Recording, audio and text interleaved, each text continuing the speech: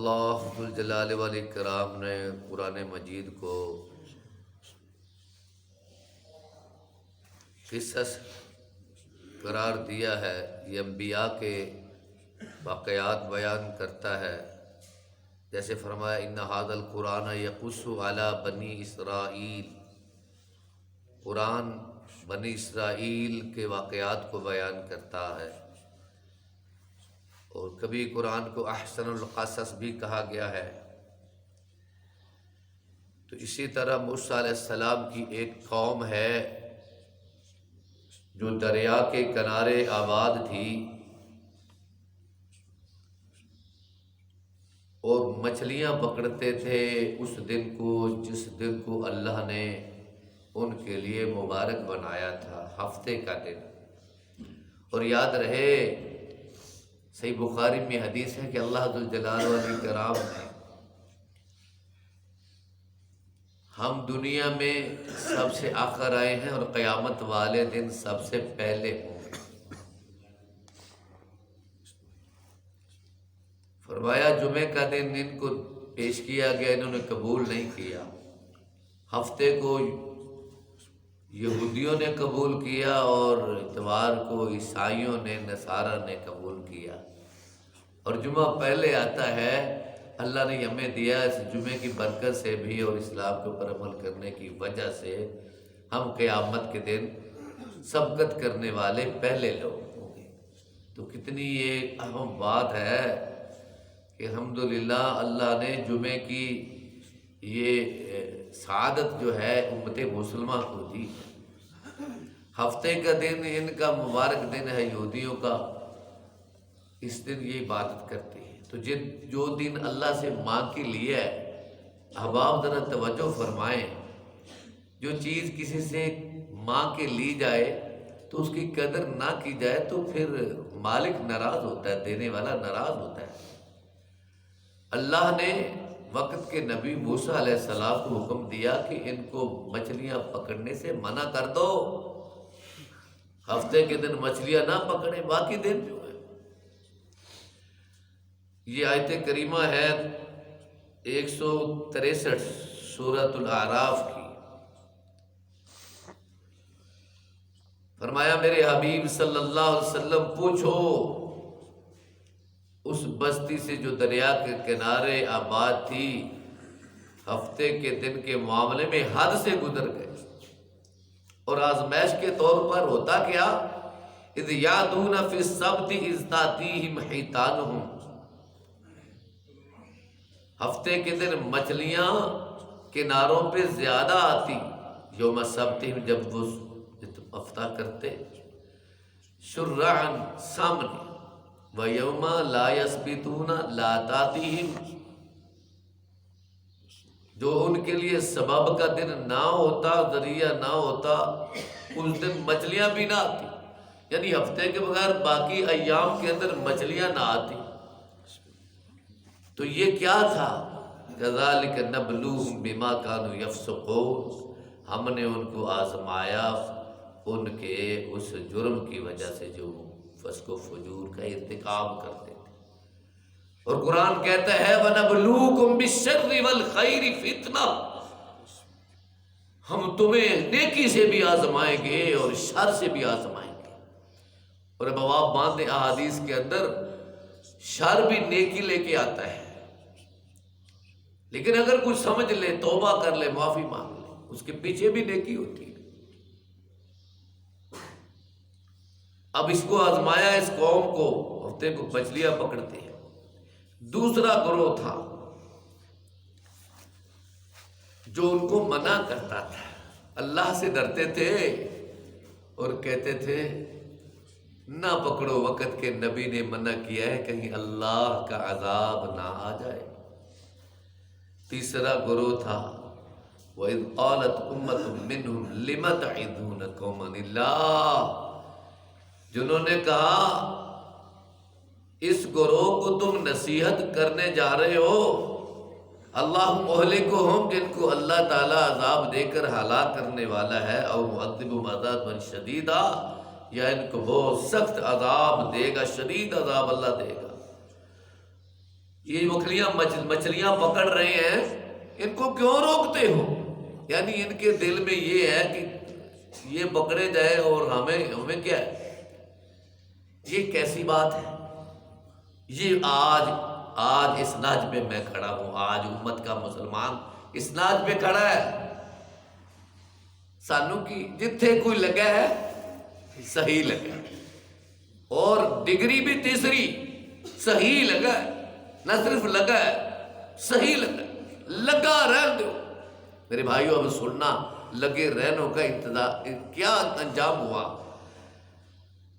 قالوا معذرۃ الی ربکم، تو جو منع کرتے تھے جواب دیا ہم تمہارے رب کے ہاں عذر پیش کرنے کے لیے، معذرت پیش کرنے کے لیے، وَلَعَلَّهُمْ يَتَّقُونَ، ہم ان کو کہیں تو شاید یہ ڈر جائے۔ کہنے والا کسی کو برائی سے روکے گا تو رکے گا، اور اگر کوئی کسی کو روکے ہی نہ تو اسے کیا پتا اس کا انجام کیا ہوتا ہے۔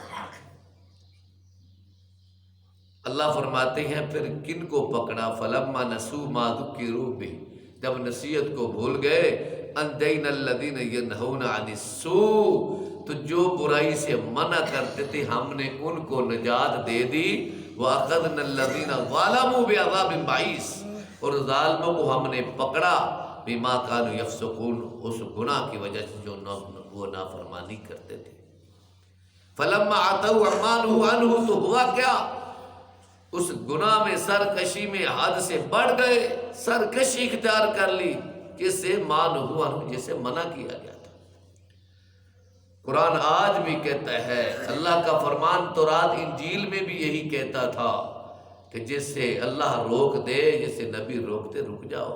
وَمَا نَهَاكُمْ عَنْهُ فَانْتَهُوا، ایمان والو جس سے تمہیں میرا رسول منع کرے باز آ جاؤ،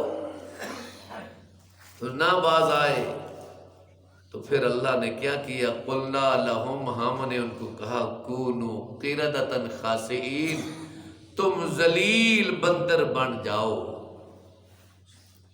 یہ آیت نمبر ہے 166۔ آپ سب ترجمہ پڑھیں اور سننے والے احباب بھی، امت کے لوگ بھی، مسلمان ماں بہن بیٹی بھی۔ آج ہم حد سے بڑھتے ہیں اللہ تعالیٰ کی دین میں، رب کی بغاوت میں، نافرمانی میں، دین کا مذاق کرنے میں، مسلمانوں مومنوں بالخصوص نیک لوگوں کا جو ہم مقابلہ کرنے میں ذرا بھی ہچکچاہٹ نہیں محسوس کرتے تو اس آیت کو پڑھ لیں۔ جب حد سے بڑھے تو ہم نے کیا کیا؟ آپ کو یاد ہے کیا کہا؟ قُلْنَا لَهُمْ كُونُوا قِرَدَةً خَاسِئِينَ، نہ صرف بندر بن جاؤ بلکہ ذلیل بندر بن جاؤ، ذلیل بندر بن جاؤ۔ کس جرم کی وجہ سے بنایا؟ کہتے تھے کہ ہم کیا جرم کیا انہوں نے؟ ہفتے کے دن نالیاں بنائی اور اتوار کو مچھلیاں پکڑ لی، ہیلا سازی کی تھی انہوں نے۔ آج جناب کاروبار کرتے ہوئے کہیں جناب وہ سود کے معاملے میں قسطوں کا کاروبار ہے اور سود کو جو ہے وہ اسلامی بینکاری نظام قرار دے کر اور دوسرے کاروبار کو اس طریقے سے ہاں جی ہیلا سازی کی تھی یہودیوں کے اس گروہ نے، تو اللہ نے ان کے ہیلا سازی کو پسند نہیں کیا اور فوراً حضرت موسیٰ علیہ السلام، پتہ چلا وہ قوم ان کی ایک حویلی تھی بڑی اور ایک ان کا دروازہ تھا، اس میں وہ رہتے تھے، دریا کے کنارے آباد تھے، تو گئے پتہ کیا تو کوئی نہیں، دروازہ نہیں کھول رہا، نکلے نہیں، تو جب اوپر سے گزر کر دروازہ کھولا تو سب کے سب بندر بنے ہوئے ہیں اور موسیٰ کے پاؤں چاٹنے لگ گئے۔ کہا ظالموں میں تمہیں منع کر چکا تھا، تم باز آ جاتے۔ اور سیدنا عبداللہ ابن عباس کی تفسیر میں ہے، مفسرین لکھتے ہیں کہ 3 دن گزرنے کے بعد سب کے سب مر گئے۔ تو کس حال میں مرے؟ کیا وہ اچھی حالت میں مرے؟ وہ آپ کو حدیث سنائی تھی اللہ کے رسول صلی اللہ علیہ وسلم نے، میری امت کے لوگوں کی شکلیں بدلی جائیں گی۔ کیا بدلتی نہیں ہے شکلیں؟ کون کہتا ہے نہیں بدلتی؟ جس کا ایکسیڈنٹ ہوتا ہے اس کے چہرہ کیا بن جاتا ہے؟ نَحْنُ خَلَقْنَاهُمْ وَشَدَدْنَا أَسْرَهُمْ، لکھا نہیں ہے قرآن میں؟ وَلَوْ شِئْنَا بَدَّلْنَا أَمْثَالَهُمْ تَبْدِيلًا، ہمیں اللہ سے ڈرنا ہوگا. مت کہے کسی کو جدھر لگا لگا رہنے دو، گانا بجائے، فحش کرے، بے حیائی کا ارتکاب کرے، ہاں جی، اور بے لباس ہو کے بازاروں میں پھرے، عورتیں جو مرضی کریں، یہ ان کا حقوق ہے، ان کو لگا رہنے دے. نہیں بھائی،